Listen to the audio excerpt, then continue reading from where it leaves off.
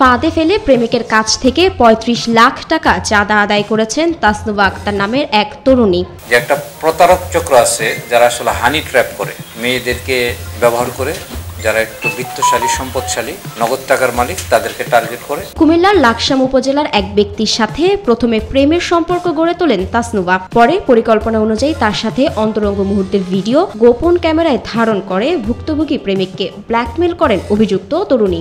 মেয়েদেরকে ব্যবহার করে, যারা একটু বিত্তশালী সম্পদশালী নগদ টাকার মালিক তাদেরকে টার্গেট করে তার নির্ধারিত জায়গায় নিয়ে যায় এবং সেখানে নেওয়ার পরে কিছু আপত্তিকর ছবি তোলার পরে তারা ব্ল্যাকমেইল করে। পরবর্তীতে সেই ভিডিও ভুক্তভোগীর ছেলের মোবাইলে পাঠিয়ে বিভিন্ন ভয়ভীতি দেখিয়ে মোটা অঙ্কের চাঁদা দাবি করে প্রতারক চক্র। এই ব্ল্যাকমেইল করার ক্ষেত্রে তারা দুইটা কমিউনিটির নাম ব্যবহার করে, একটা হচ্ছে পুলিশ আর একটা হচ্ছে সাংবাদিক। তার পরিবারের সদস্যরা বুঝতে পারে যে খারাপ কিছু একটা ঘটেছে, তখন ভিক্টিমাইজড হয়ে গিয়েছে। পরে অভিযোগের ভিত্তিতে অভিযান চালিয়ে ঘটনার সাথে জড়িত 7 জনকে আটক করা হয়েছে বলে জানান জেলা পুলিশ সুপার আব্দুল মান্নান। এ সময়ে চাঁদা আদায়ের জন্য ব্যবহৃত ভুক্তভোগীর স্বাক্ষরিত 7টি অলিখিত স্ট্যাম্প ও 7টি খালি ব্যাংক চেক উদ্ধার করেছে পুলিশ। কুমিল্লার বিভিন্ন অঞ্চল থেকে অভিযান করে তাদেরকে গ্রেপ্তার করা হয়েছে। এই পর্যন্ত অভিযান করে 7 জনকে গ্রেপ্তার করে 7টি যে অলিখিত স্ট্যাম্প, যেগুলো ব্ল্যাঙ্ক স্ট্যাম্পে সাইন নেওয়া হয়েছিল, স্ট্যাম্পগুলো উদ্ধার করা হয়, চেকগুলো উদ্ধার করা হয় এবং যে ফোন দিয়ে যোগাযোগ করা হতো সেই ফোনটা উদ্ধার করা হয় ও নগদ কিছু টাকা উদ্ধার করা হয়।